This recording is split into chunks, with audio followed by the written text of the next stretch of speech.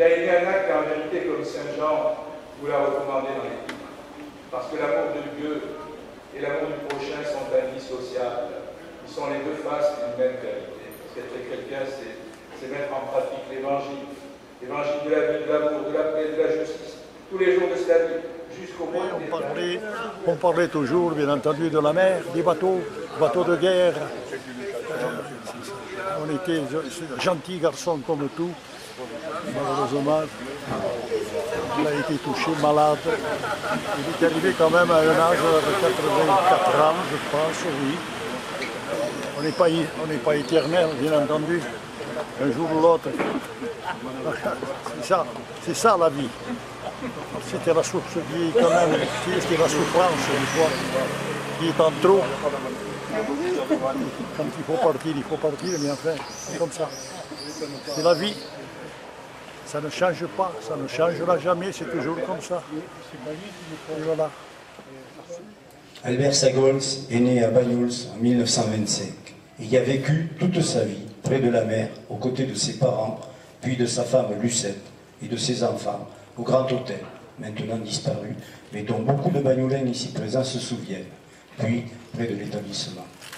C'est naturellement qu'il a voulu embrasser une carrière militaire en s'engageant dans la marine en 1943, vers la fin de la guerre, et suivre une formation à Cap Matifou en Algérie pour devenir quartier-maître fourrier sur le compte torpilleur de Sexe. Cette carrière fut de courte durée, puisqu'en 1945, il quitte la marine par amour pour Lucette, qu'il épousera. Depuis, son amour, et je dirais même sa dévotion pour la marine, l'a suivi tout au long de sa vie. Il fonde l'amicale des anciens marins de Banyuls après la guerre et en devient le président pendant de nombreuses années. Par son action et celle de son équipe, de nombreux bateaux de guerre firent escale à Banyuls pour la fête nationale. Je citerai les plus fidèles qui sont venus à plusieurs reprises. Le Destré, la Galissonnière, le Commandant Blanc et tant d'autres qui ont loué l'accueil de notre cité balnéaire, de son équipe d'anciens marins et ont gardé un souvenir inoubliable. Le livre d'or de l'association en témoigne.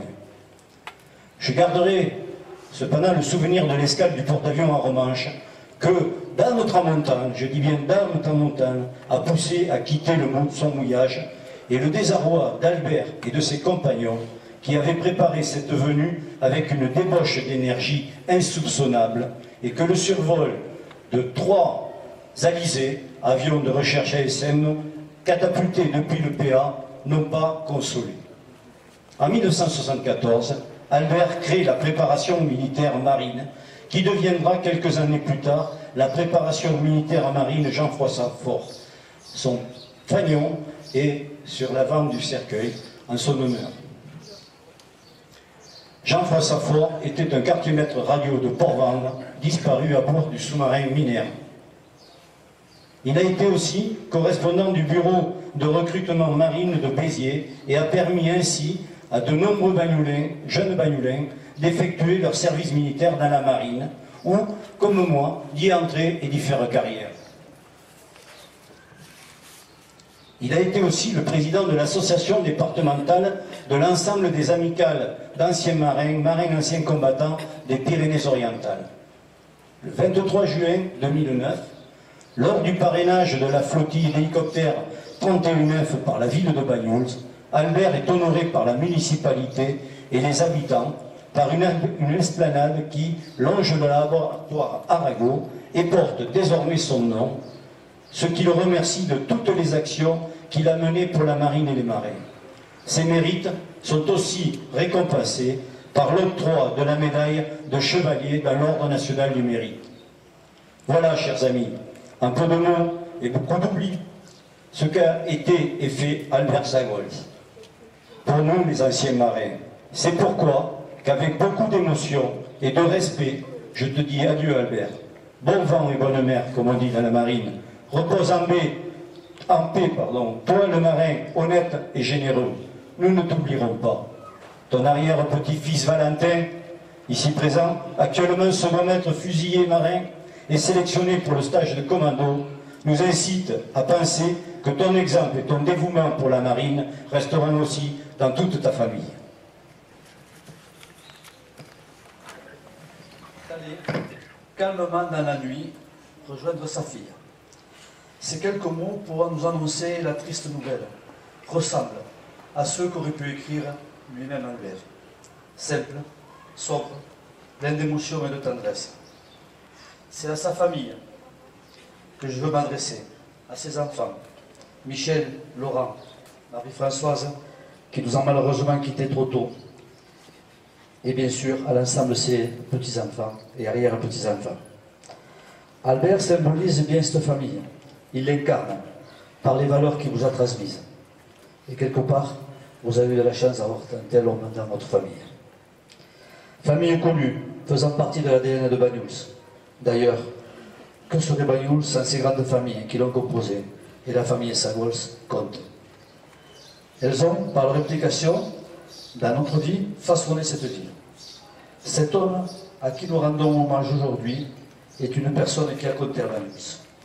Par ses engagements, par ses actions personnelles et sa vie professionnelle. Il dirigea le Grand Hôtel avec son frère durant des années, établissement renommé en son temps.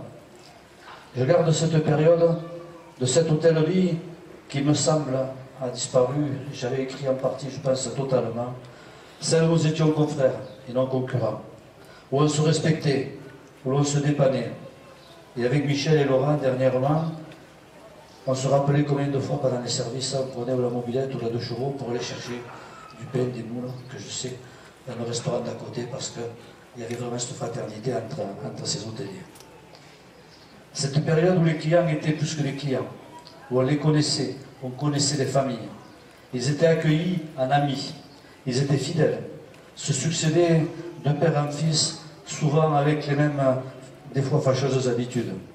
Et la famille Sagols, et Albert en particulier, cultivaient ces relations privilégiées. Une autre façon, un autre temps, respectueux des clients et des personnes. Comme il était très respectueux, attentif à ses personnels, qui pour la plupart ont fait toute leur carrière au Grand Hôtel. Et j'en vois certaines en assistance, et s'ils ne sont pas là, s'ils ne sont plus là, c'est leurs enfants qui sont là. C'était un temps où tout le monde comptait. Albert était un homme de conviction, de passion. La mer, bien sûr, la marine nationale. Il faut pour lui un engagement, l'envie de naviguer, l'évasion que procurent les voyages. Et ceci à travers tout cela pour servir son pays, qu'il a vu meurtri, occupé durant sa jeunesse. Car ces années douloureuses, j'en suis persuadé, ces années d'occupation ont marqué l'homme qu'il deviendra. Celui épris de liberté, plus du libre choix, toujours dans le respect des autres, toujours avec l'attention, celle qui nous rapproche, qui le rapproche de la sagesse. A-t-il eu cette sagesse lorsqu'il renonça à son engagement militaire? Victime de ses autres passions, l'amour de Lucette, comme l'a dit Louis, et celle qui l'accompagna durant toute sa vie, la passion de sa ville, de Banyuls. C'est l'amour avec ces deux visages qui nous ramènent Albert au pays, qui ne quittera plus. Oui, maintenant, oui. Pourtant, il a œuvré pour la marine, créant l'association des anciens marins, association qu'il présida durant de nombreuses années, où il permit, grâce à ses relations, à de très nombreux Banyulais de faire leur service militaire et surtout d'être embarqués dans des bateaux. Certains d'ailleurs ont fait des escales fantastiques, d'autres ont fait le tour du monde grâce à lui. Il a su aussi, comme le disait Louis, et d'autres peuvent en témoigner, susciter des vocations. Tous, j'en suis sûr, le remercient et gardent de lui un grand souvenir et en sont reconnaissants. Il avait su entretenir des relations avec les autorités de l'état-major de la marine par sa personnalité, beaucoup par sa personnalité, et certainement par quelques cartons de bons Banyuls qu'il distribuait et qui ne sont pas innocents dans le fait que beaucoup de Banyulais ont voyagé dans la marine nationale. Mais surtout, par la qualité de l'organisation des escales des navires de la marine nationale, qu'il réussit à faire venir mouiller en baie de Banyuls. l'organisation de ces escales, la participation active des anciens marins et l'accueil toujours amical de la population fut et sont encore toujours appréciés des commandants et des marins qui repartent avec un beau souvenir de notre belle ville. Car, malgré son calme, il savait créer l'émulation, l'adhésion des habitants. Il fut élu comme premier adjoint au maire sous la mandature de Raymond Bataillé et exerça les fonctions de maire par intérim dans une période excessivement compliquée. Nous l'avions évoqué, Laurent, dernièrement. Il fut pressenti d'ailleurs pour lui succéder. Il fut victime de sa trop grande gentillesse, d'une forme de naïveté et de la confiance accordée à des personnes qui certainement ne le méritaient pas. Mais très sincèrement, avec le recul, je pense qu'il leur a rendu un fiefé service. J'ai personnellement des souvenirs de notre ami Albert en tenue de marin lors de mes premiers 14 juillet que j'ai organisé à ma qualité de maire, et de son salut militaire très protocolaire, toujours suivi de « Bonjour Jean-Michel », ce qui me faisait un grand plaisir car je le recevais comme une marque de sympathie qui était partagée. C'est une page de notre histoire commune qui se tourne à présent, pleine de souvenirs communs.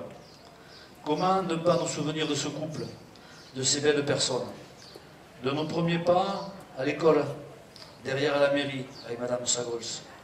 Comment ne pas évoquer Albert l'artiste, le conteur, le porteur de mémoire. Et je vous invite à feuilleter ou à regarder ces témoignages pleins d'émotion et de bon sens, ces illustrations de notre passé, de notre histoire. Comment cela nous fait du bien. Adieu, l'ami. Adieu, l'ami enfant du pays catalan. Ta vie fut exemplaire à l'image des valeurs, des témoignages que tu nous as légués. À l'image de l'homme que tu as été, le père, le grand-père, celui qui a transmis toute sa gentillesse à cette famille, sa sagesse, qui en fut le pilier. Un homme qui n'aimait pas l'injustice, qui avait des convictions. Un homme avec qui on prenait le plaisir d'échanger, qui avait un regard, pas critique, mais juste sur la vie, en tout cas le sien. Il avait à son temps remis en cause certaines réalisations, ou nous en a fait douter de leur pertinence. Je citerai le port et son emplacement, la traversée de Bagnous par cette route nationale avec les arcades. Avec le recul, il avait certainement raison.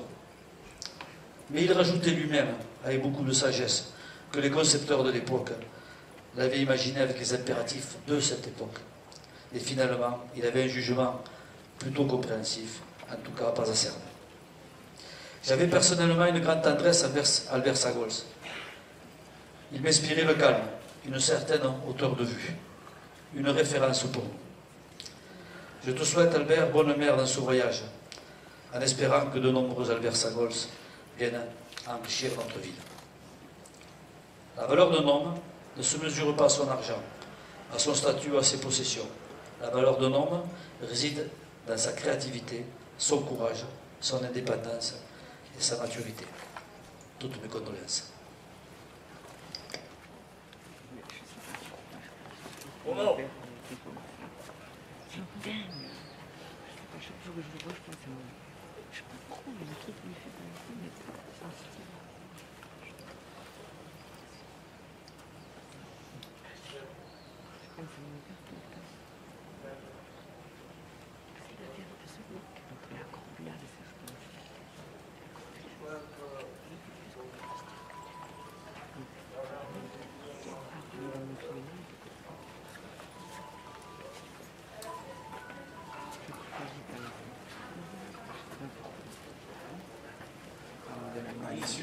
À l'issue de la cérémonie, il y aura une collation donnée dans le jardin de Marie-Noël.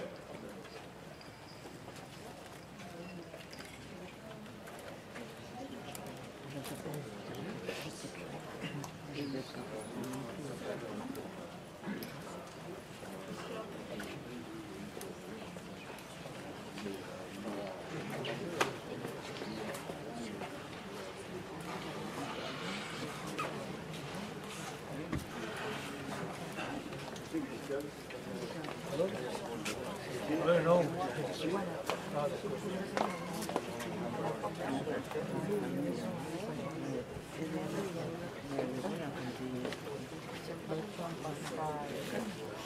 les proches, les cousines,